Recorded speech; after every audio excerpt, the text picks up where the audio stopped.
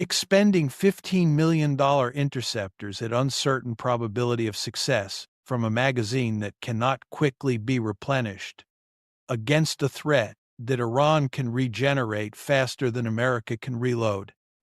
This is not a decision that any rational military planner recommends.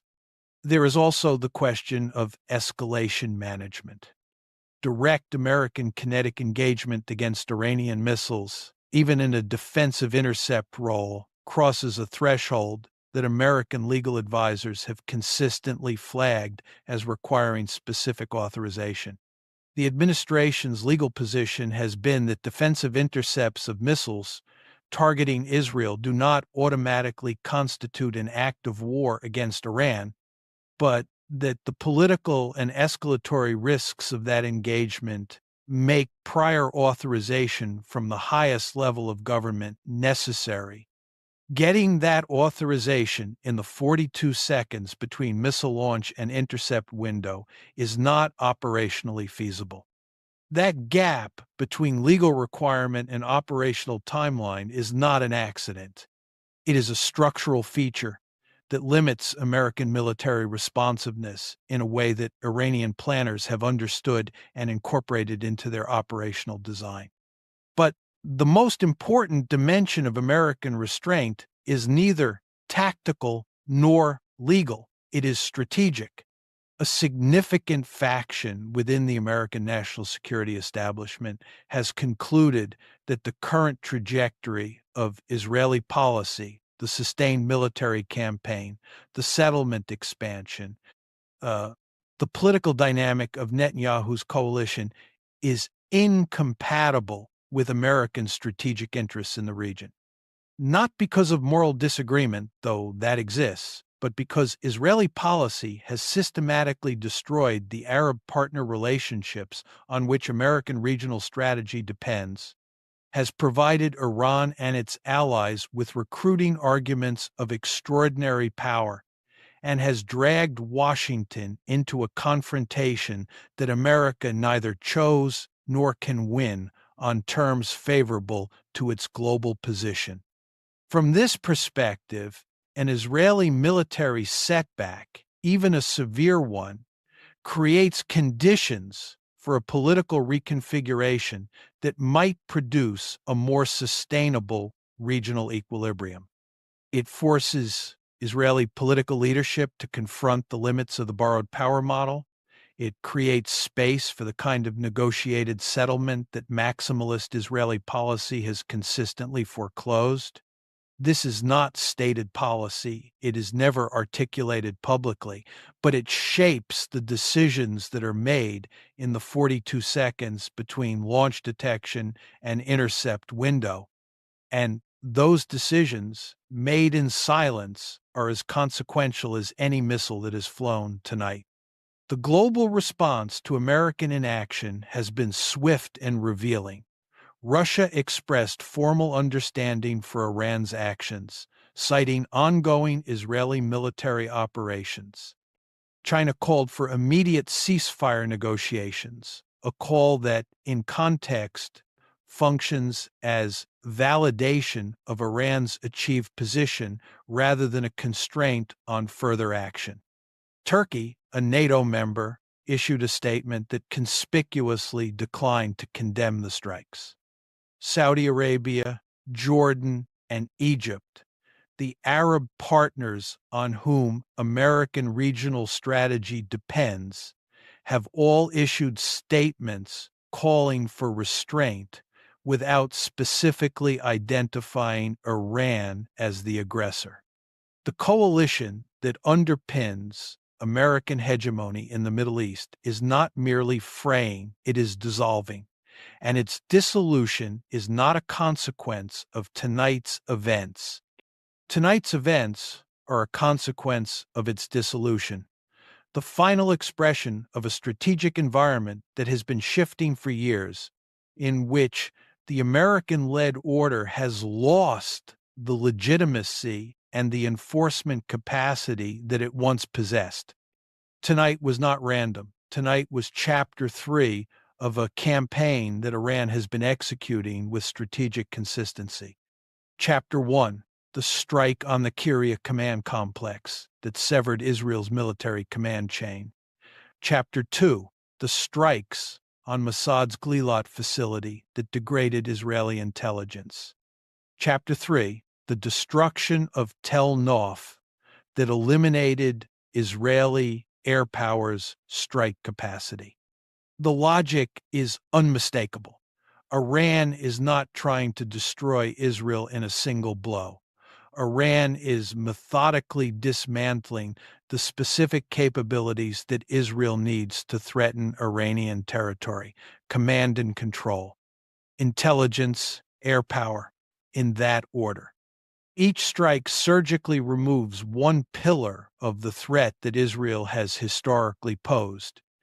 To Iran's most critical national security interest, the survival of its nuclear and missile programs, this is a doctrine of strategic decapitation, not of leadership but of capability. You do not need to kill the enemy soldiers if you can destroy the tools that make those soldiers dangerous. You do not need to conquer territory if you can remove the adversary's ability to project power beyond its borders. The Iranian military establishment has been thinking about this problem for a very long time. Since at least 2006, when the Second Lebanon War demonstrated that a determined, well-equipped adversary could absorb Israeli airstrikes and still maintain operational effectiveness, Iranian planners have been developing a model for how to fight Israel that does not require matching Israeli strengths with equivalent strengths. Instead of building a conventional air force to match the IAF, an endeavor that sanctions and technology denial made impossible, Iran built the capability to eliminate the IAF's ability to operate. The result is what military theorists call an asymmetric offset strategy. You identify the specific capability that makes your adversary dangerous, and you invest heavily in a capability that negates it, even if that investment does not resemble a conventional military counter. Iran did not build 300 fighter jets to fight Israel's 300 fighter jets. It built 300 hypersonic missiles to destroy Israel's 300 fighter jets on the ground. The economics of this exchange are worth examining carefully. An F-35 costs approximately $110 million. An F-15 costs approximately $100 million. The 80 aircraft destroyed tonight represent approximately $8 billion of Israeli air power, not counting the munitions, the spare parts, the specialized equipment stored at Tel Nof, or the years of pilot training that cannot be replaced by purchasing new airframes.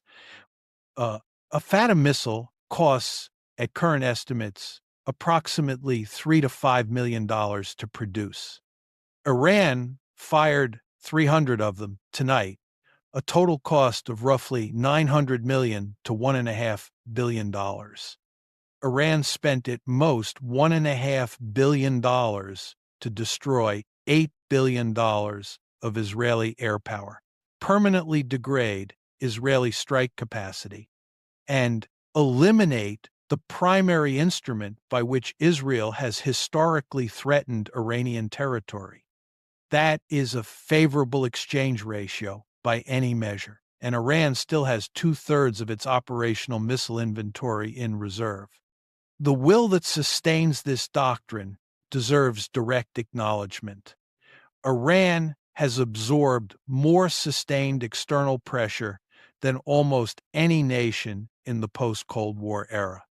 Decades of sanctions that have restricted access to technology, financial systems, and global markets, covert operations against its scientists and engineers, cyber attacks against its industrial infrastructure, the assassination of its military and scientific leadership. the attempted isolation of its government from the international community. And through all of it, Iran continued to build. The engineers who designed the Fatah's guidance system did so without access to Western semiconductor supply chains. The military planners who designed tonight's seven-phase attack developed their doctrine without access to American military education, NATO exercise data, or the kind of allied interoperability that makes Western military planning so powerful. They built it from what they had, from Iranian science, Iranian engineering, Iranian strategic thinking, and an absolutely unshakable conviction that national sovereignty is worth defending, regardless of the cost, that the right to determine your own security posture, your own alliances, your own weapons programs cannot be surrendered to external pressure, no matter how severe that pressure becomes. That conviction is not a military asset in the traditional sense. You cannot measure it in warheads or range or CEP. But it is the foundation on which everything else is built, and tonight that foundation proved solid. Step back from the burning runway and look at the map. Israel has lost its primary offensive air power platform. Its command chain was shattered in the previous strike. Its intelligence infrastructure was degraded before that. 3 consecutive surgical strikes have removed the 3 legs of the stool on which Israeli military superiority has rested for 60 years. What remains? Israel retains its ground forces among the most capable in the world, equipped with Merkava tanks, advanced infantry systems, and logistics infrastructure that remains largely intact. It retains its naval assets, including Dolphin-class submarines, the platform widely understood to carry Israel's nuclear second strike capability. It retains significant residual air power distributed across surviving bases, though with degraded range and strike capacity. And it retains its nuclear arsenal, the ultimate deterrent that no conventional military setback can eliminate. But the nuclear deterrent is a last resort, not an operational tool. It cannot be used to restore the runway at Tel Nof. It cannot be used to rebuild the aircraft shelters. It cannot be used to reconstitute the intelligence networks. For conventional military purposes, for the ability to project power, to conduct strikes, to defend airspace, to maintain deterrence through credible offensive threat, Israel is in a position it has not been in since the early 1970s. The regional implications of this shift are seismic. Israel's conventional military superiority has been the foundation of the regional security architecture for 50 years. Every calculation made by every actor in the Middle East, every alliance, every deterrence posture, every negotiating position has incorporated Israeli military dominance as a fixed variable. That variable has now changed. Hezbollah, which has been watching tonight's events from Lebanon, now operates in a security environment transformed. The IDF that previously deterred Hezbollah from full military engagement that could strike Lebanese infrastructure.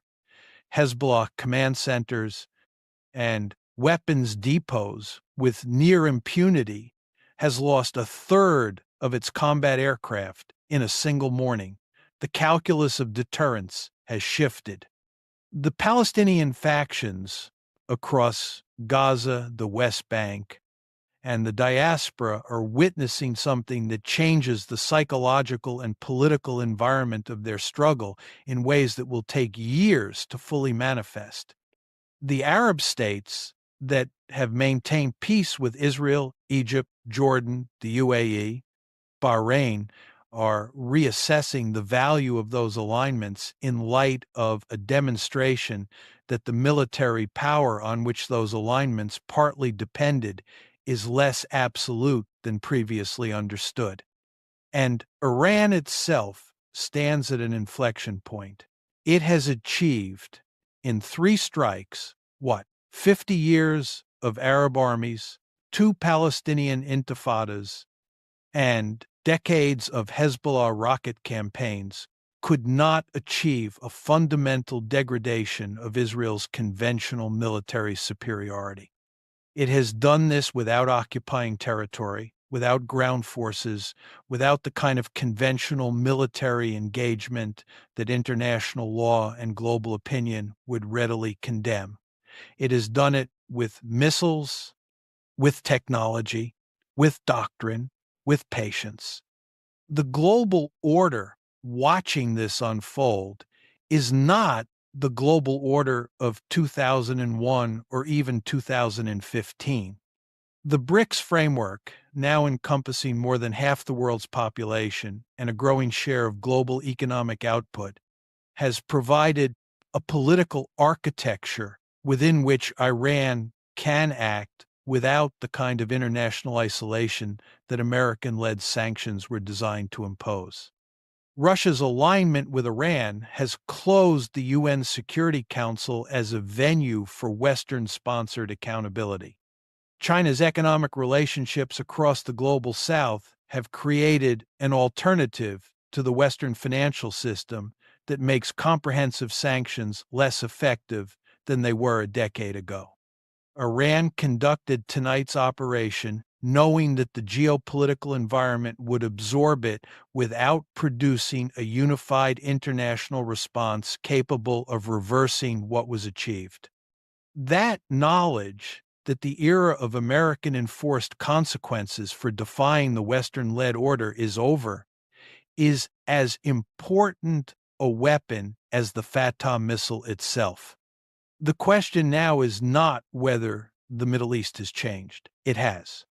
The question is whether the international community, and particularly the American political establishment, has the strategic honesty to acknowledge the nature of that change and to begin constructing a foreign policy that deals with the world as it is rather than the world as it was 30 years ago. A world in which Iran is a major regional power with sophisticated conventional military capabilities. A world in which Israel's security cannot be guaranteed solely through military superiority and must ultimately be grounded in negotiated arrangements that acknowledge the legitimate interests of all peoples in the region. A world in which American power, while still enormous, is finite and must be allocated against a strategic priority list that cannot include unlimited commitments everywhere simultaneously.